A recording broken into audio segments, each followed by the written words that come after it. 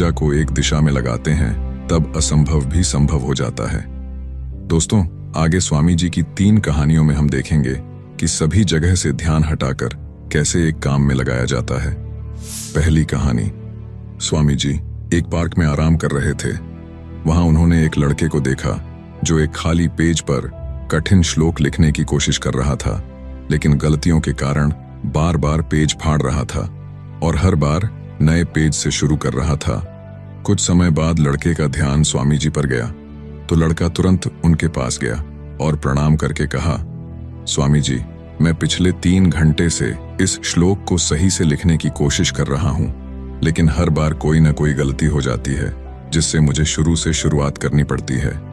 मुझे समझ नहीं आ रहा कि मैं क्यों नहीं लिख पा रहा हूं। स्वामी जी मुस्कुराए और बोले, बेटा, केवल फोकस की कमी के कारण ऐसा हो रहा है, क्योंकि एक साधारण इंसान अपनी ज्यादातर ऊर्जा बेकार की बातों और आदतों में लगा देता है, इसलिए लगातार मन भटकता है। ध्यान से काम करने का मतलब है अपनी पूरी ऊर्जा एक जगह पर लगा देना, और जब बार बार तुम ऐसा करोगे तो मन इसके लिए तैयार हो जाएगा और फिर गलती नहीं दोहराएगा। लड़के ने पूछा, स्वामी जी, अगर मन बार बार भटक रहा हो तो मैं एक काम में ध्यान कैसे लगाऊं? स्वामी जी ने पूछा, तुम लिखते समय जरूर किसी व्यक्ति या घटना के बारे में सोच रहे हो? लड़के ने कहा, हाँ गुरुजी, आज छुट्टी के दिन सबको बाहर खेलने का समय मिलता है, लेकिन मुझे ये काम पूरा करना है, शायद इसलिए मैं ठीक से फोकस नहीं कर पा रहा।